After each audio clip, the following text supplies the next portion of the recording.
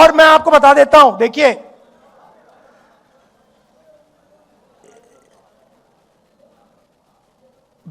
जो आपने बोला ना, कांग्रेस पार्टी का जो धन है, कांग्रेस पार्टी गरीब पार्टी, बीजेपी अमीर पार्टी बन गई। और उसने क्या किया? बीजेपी ने, नरेंद्र मोदी ने अपना पूरा का पूरा धन अदानी को नहीं दिया। नहीं, ये वो है मोदी का, वो है बीजेपी का, अदानी का नहीं। वो सिस्टम पूरा बीजेपी का सिस्टम है। वो अदानी कंपनी नॉर्मल कंपनी नहीं है, वो ऐसे है, यूं है।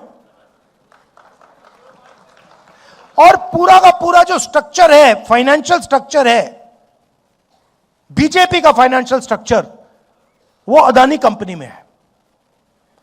और इस बात को अमेरिकनों ने समझ लिया और पकड़ लिया।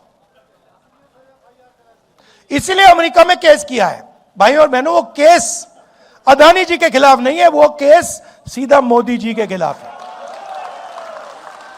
और वो केस मोदी जी को मैसेज है कि अगर आपने हमारी बात नहीं सुनी तो हम आपका पूरा का पूरा फाइनेंशियल सिस्टम खोल देंगे, हिंदुस्तान को दिखा देंगे।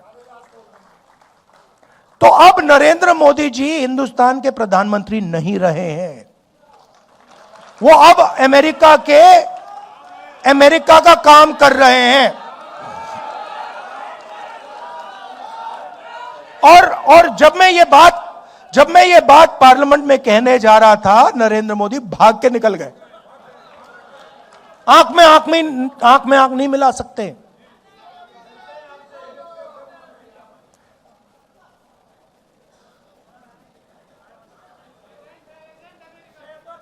नहीं, अब देखिए, अब आप कहोगे, देखो ये आप कैसे कह रहे हो? मैं बताता हूं आपको, हर चीज का मैं आपको सबूत दूंगा। हिंदुस्तान का कोई भी प्राइम मिनिस्टर कृषि का सिस्टम नहीं खोल सकता।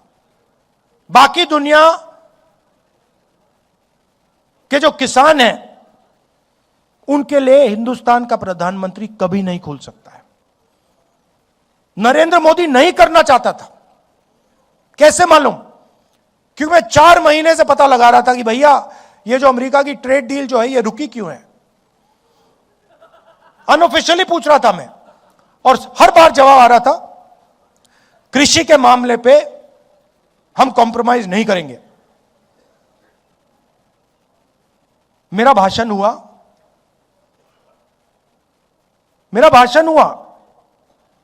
1 घंटा रोका,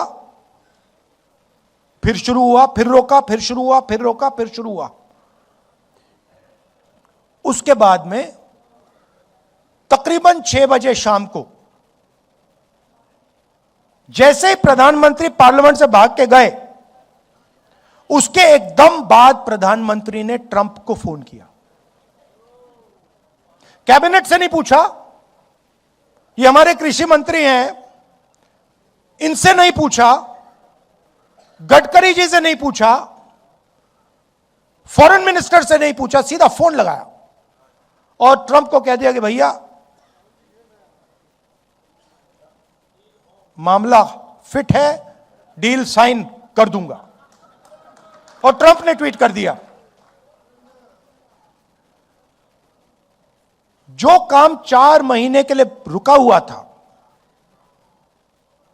जो कॉम्प्रोमाइज आपने 4 महीने नहीं किया, वो आपने 15 मिनट में क्यों कर दिया? एप्स्टीन और अदानी और भी चीजें हैं जो मैं जानता हूं, मगर ये 2 हैं, ये 2 मेन चीजें, और फिर 2-3 और चीजें हैं। क्या दिया नरेंद्र मोदी ने?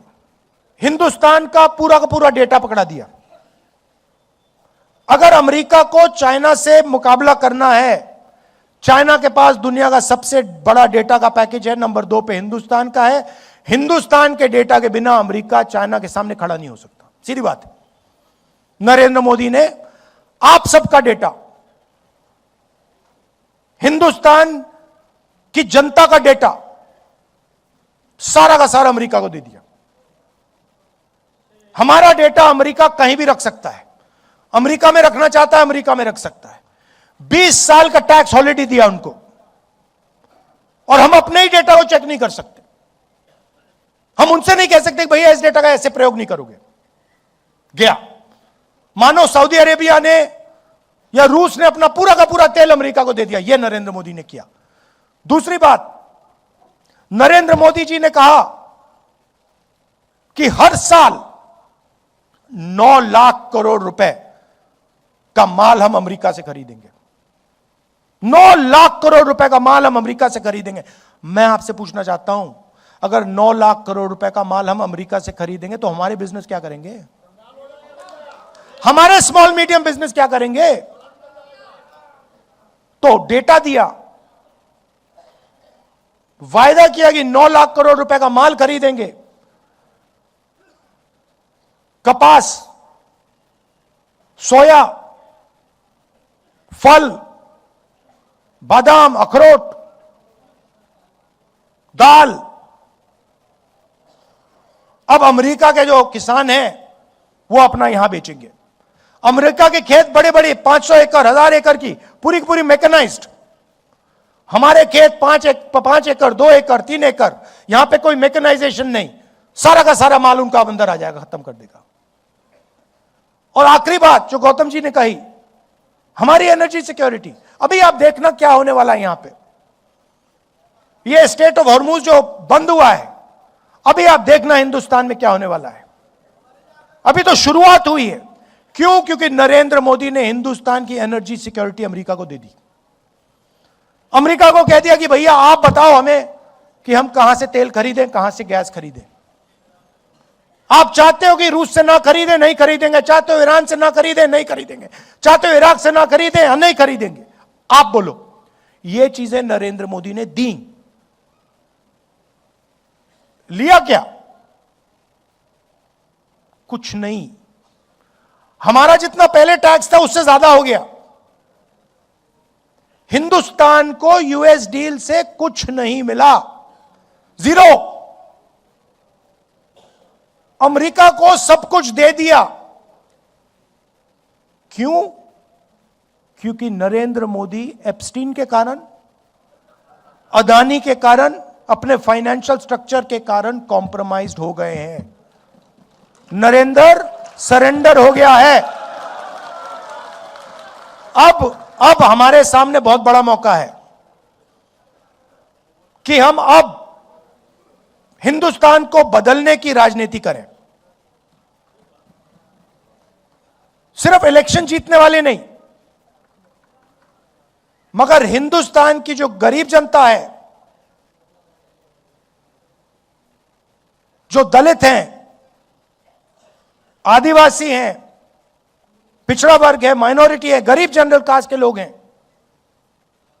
उनको हिंदुस्तान में के पावर स्ट्रक्चर में शामिल करने की राजनीति।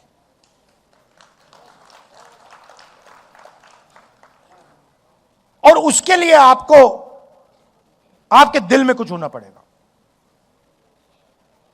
नारों से नहीं होने वाला। अगर कांग्रेस पार्टी के पास उत्तर प्रदेश में 100 ऐसे लोग मिल गए, मुझे 101 नहीं चाहिए, अगर 100 लोग मिल गए जो कहते भैया हम मर जाएंगे मगर पीछे नहीं हटेंगे, हमारा काम हो जाएगा, खत्म हो जाएगा। मतलब यहां पे तो कितने लोग हैं?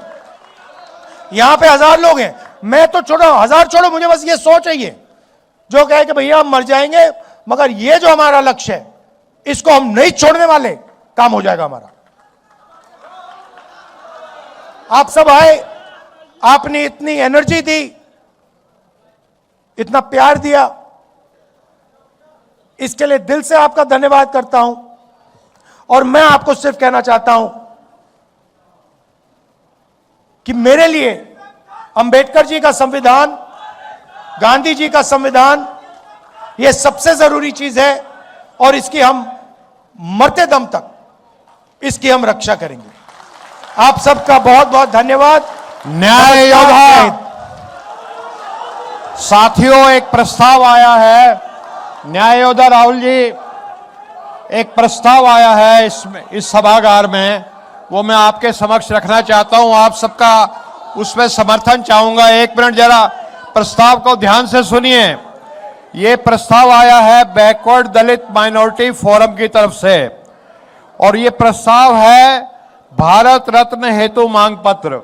सेवा में कांग्रेस के वरिष्ठ आदरणीय राजेंद्र पाल गौतम जी, अनिल जैन और न्याय योद्धा राहुल गांधी जी, मान्यवर काशीराम साहब को मरणोपरांत भारत रत्न से सम्मानित करने हेतु भारत सरकार से मांग पत्र। क्या ये सभा इसका समर्थन करती है? तो ये प्रस्ताव पास हुआ कि मान्यवर काशीराम जी को भारत रत्न मिलना चाहिए, और हम गारंटी देते हैं कि न्याय योद्धा राहुल गांधी जी जब भी इस देश के प्रधानमंत्री बनेंगे तो ये काम हो करके रहेगा। सबका धन्यवाद, आप सभा में आए दूर दूर से।